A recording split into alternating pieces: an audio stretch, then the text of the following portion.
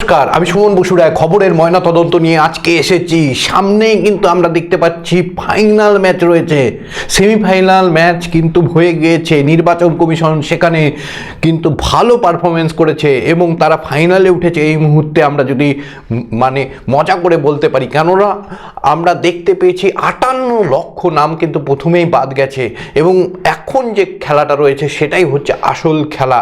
কেন আমরা দেখতে পাচ্ছি প্রায় 3 কোটি নাম যে রয়েছে সেই নামের মধ্যে কিন্তু অনেক অসঙ্গতি ছিল এবং তার থেকে ইতিমধ্যে কিন্তু ঝাড়াই বাছাইয়ের পর দেখা যাচ্ছে 1,36,00,000 মতো কিন্তু নামে যেটা ম্যাপিং করা সম্ভব হয়নি, কেন বিভিন্ন তথ্যে অমিল রয়েছে এবং সেই সঙ্গে রয়েছে প্রায় 30 লক্ষ নাম আরও যেখানে ম্যাপিং হয়নি। অর্থাৎ এই যে বিষয়টি, এই যে খেলাটি হবে, অর্থাৎ এই যে হিয়ারিং পর্ব হবে, এখানেই কিন্তু আসল খেলা বা ফাইনাল ম্যাচ।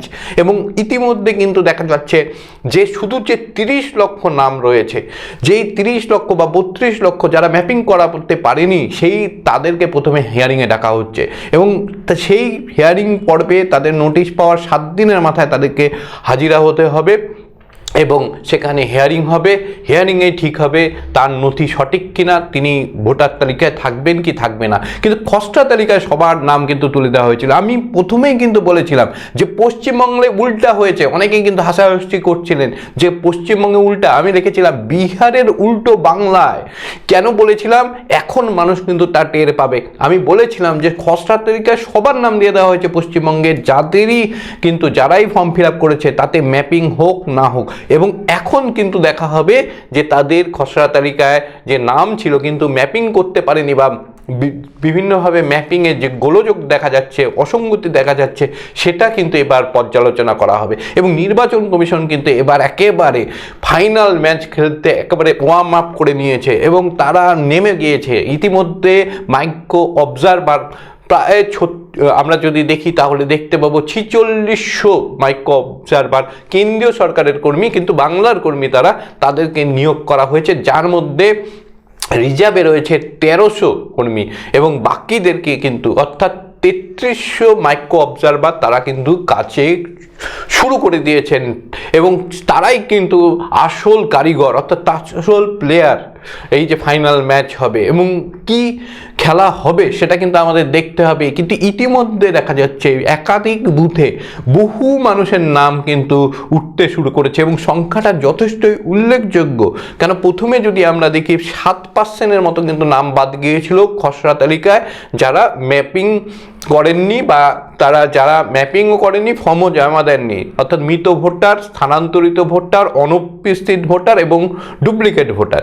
এই যে 4 ধরনের ক্যাটাগরি ছিল, যেটা কিন্তু পূর্বেও বলেছিলাম এবং আমি বারবার বলেছিলাম যে বাংলায় কিন্তু উল্টা খেলা হচ্ছে। অর্থাৎ প্রথমে কিন্তু যাদের ম্যাপিং হয়নি, যারা ম্যাপিং না করে জমা দিয়েছে, যাদের ভুলভ্রান্তি রয়েছে, তাদের খসড়া তালিকায় নাম নেই এমন না, এখানে কিন্তু করা হয়েছে, নাম তুলে দেওয়া হয়েছে প্রথমে। এবার কিন্তু ঝাড়াই বাছাই করা হবে এবং তাতে কিন্তু অনেক বিক্ষোভ আমরা লক্ষ্য করব এবং ইতিমধ্যে কিন্তু আজকে পাঁশকুড়াতে আমরা দেখতে পেয়েছি সম্ভবত 72 নম্বর বুথ, সেখানে দেখা গেছে 74 জন এমন রয়েছেন যাদের ম্যাপিং হয়নি এবং তাদেরকে কিন্তু নির্বাচন কমিশন তলব করেছে যে তাদের হিয়ারিং করতে হবে। আর এতেই কিন্তু বিপত্তি বেঁধেছে, তীব্র বিক্ষোভ কিন্তু শুরু হয়ে গেছে। কেন? তারা চাইছেন যে আমাদের যখন খসড়া তালিকায় নাম রয়েছে তাহলে আমরা আর কেন যাব ম্যাপিংয়ে বা আমরা কেন যাব হিয়ারিংয়ে, এই নিয়ে কিন্তু একটা বিক্ষোভ শুরু হয়েছে। এবং আমরা যদি দেখি গড়ে বুথে যদি দেখা যায় যে 1000 জনের নাম রয়েছে, আমি একটা উদাহরণ দিলাম, এবং তার মধ্যে যদি এই 70 জন বাদ যায় তাহলে কিন্তু দেখা যাচ্ছে 7%, অর্থাৎ আগে বাদ গেল 7%, এখন যাচ্ছে শুধুমাত্র এই যে 32 লক্ষ যারা ম্যাপিং করাতে পারেন, তাহলে কিন্তু আরও আমরা যদি দেখি 7% গড়ে যদি বাদ যেতে থাকে তাহলে 14% কিন্তু প্রথমেই বাদ হয়ে যাচ্ছে। এবং এরপরে আসবে আর একটা খেলা, সেটা হচ্ছে যাদের অসঙ্গতি রয়েছে, ম্যানুয়ালিও কিন্তু অসঙ্গতি যেটা রয়েছে, সেটাকে যখন আমরা দেখব নির্বাচন কমিশন সেটা কোনোভাবেই সেই সূত্র ধরে তারা কিন্তু মনে করছেন যে না, এটা ঠিক ম্যাপিং হয়নি, অর্থাৎ দাদার নাম, কাকার নাম, জ্যাঠার নাম, জামাইবাবুর নাম, বিভিন্ন নাম যে দিয়েছেন সেই নামগুলির সঙ্গে ঠিক হচ্ছে না যে এই ম্যাপিংটা করা। তখন কিন্তু আরও মানুষকে ডাকা হবে, আরও কিন্তু বাদ নাম যাবে। অর্থাৎ বাস্তবে কিন্তু দেখা যাচ্ছে যে নির্বাচন কমিশন কিন্তু পশ্চিমবাংলায় একেবারে উল্টা খেলা খেলতে শুরু করে দিয়েছে এবং তারা একেবারে প্রস্তুত এই মুহূর্তে ফাইনাল খেলা, এবং এই খেলাটাই কিন্তু আসল খেলা। এই খেলায় যদি দুধ এবং জল নির্বাচন কমিশন আলাদা করতে না পারে তাহলে কিন্তু বাংলায় এসআইআর সফল হবে না। আজকে আমরা দেখতে পাচ্ছি বিভিন্ন জায়গায় কিন্তু বিক্ষোভ শুরু হয়ে গিয়েছে, এবং যখন হিয়ারিং পর্ব শুরু হবে তখন দেখবেন এই বিক্ষোভের পরিমাণ হয়তো আরও বেড়ে যাবে। কিন্তু অন্যদিকে যদি আমরা দেখি যে এতদিন ধরে তো মানুষ অনেক ধরনের ভুয়ো নথিও বানিয়েছেন বা অনেক নথি তারা বিভিন্নভাবে সংগ্রহ করেছেন, সেই নথিগুলি সঠিক কিনা সেটা কিন্তু একেবারে আমরা যদি দেখি যে সরকারি যারা আধিকারিক রয়েছেন, বিশেষত ডিইও অর্থাৎ কি যে ডিস্ট্রিক্ট ম্যাজিস্ট্রেট, তিনি কিন্তু ডিইও প্রতিটা জেলায়, এবং তাকে কিন্তু দায়িত্ব দেওয়া হচ্ছে যে যে সার্টিফিকেটগুলো জমা হবে সেই শংসাপত্রগুলো সঠিক কিনা, সঠিক পদ্ধতিতে করা হচ্ছে তাকে কিন্তু এ বিষয়ে নিশ্চিত করতে হবে। আর এখানেই কিন্তু একটা বড়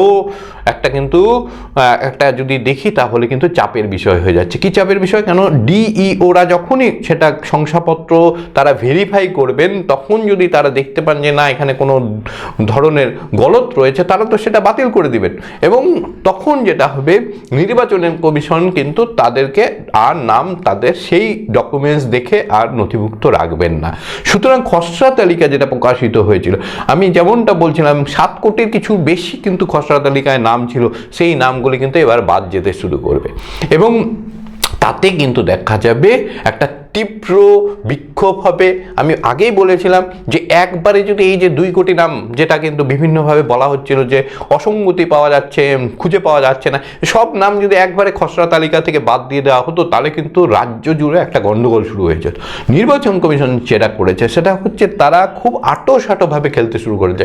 তারা প্রথমে খসড়া তালিকায় যারাই ফর্ম ফিল আপ করেছে তাদের নাম দিয়ে দিল, এবার দ্বিতীয় ভাগে যেটা ডাকা হলো, আমি বলেছিলাম যে 7 রকমের কিন্তু গলত পাওয়া গিয়েছে, সেই 7 নাম যে গলত রয়েছে তার মধ্যে আমরা যদি দেখি তাহলে আমরা কি কি দেখতে পাচ্ছি যে 58 লক্ষ যে নাম রয়েছে যারা কিন্তু যাদেরকে তার মধ্যে আবার 4টা ক্যাটাগরি রয়েছে। কি কি?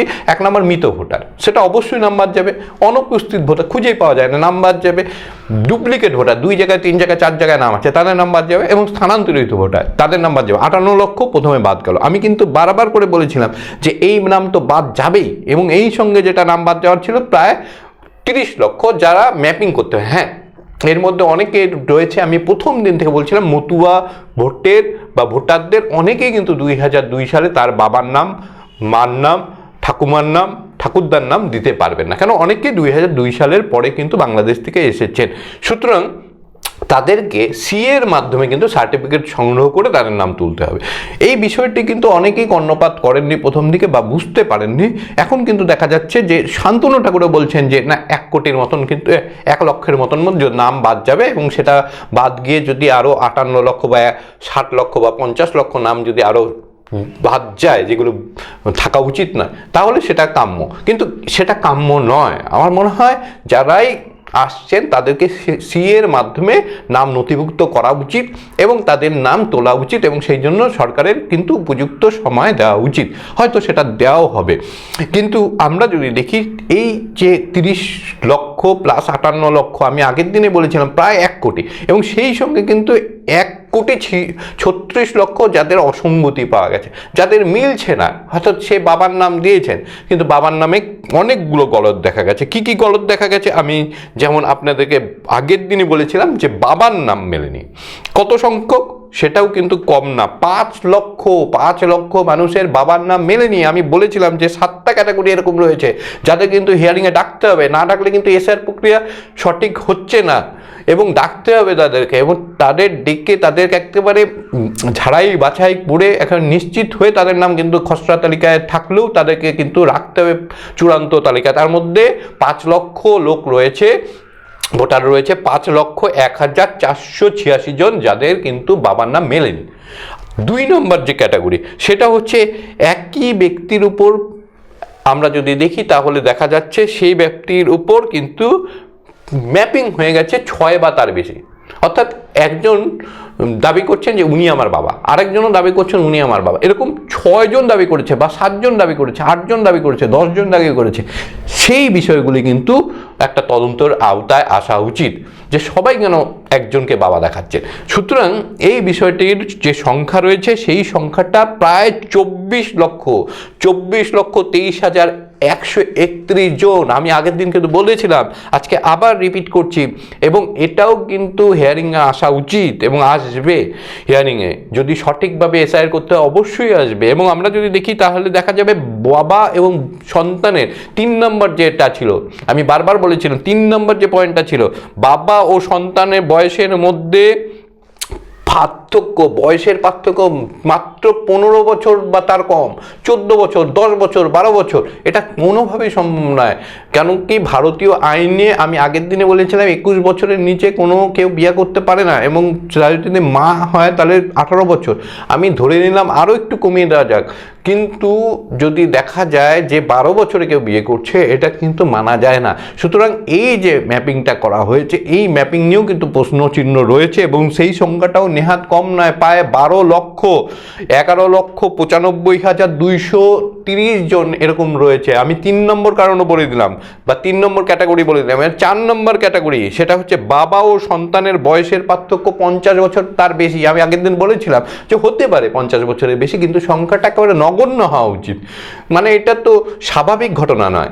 কিন্তু দেখা যাচ্ছে প্রায় 9 লক্ষ মানুষকে এমন পাওয়া গেছে যাদের মধ্যে বাবা এবং সন্তানের বয়সের পার্থক্য দাঁড়াচ্ছে 50 বা তার বেশি, 60 বছর, 70 বছর, 90 বছর, যেটা কিন্তু কোনোভাবেই সম্ভব নয়। সেই সংখ্যাটা 8,77,732 জন। আমি 4টি পয়েন্ট ইতিমধ্যে কিন্তু বলে দিলাম। এবার আসছি 5 নম্বর যে বিভাগটি রয়েছে, অর্থাৎ লিঙ্কই মেলেনি, লিঙ্ক করা হয়েছে কিন্তু সেই লিঙ্ক মিলছে না, এরকম সংখ্যাটা রয়েছে 3,46,418 জন।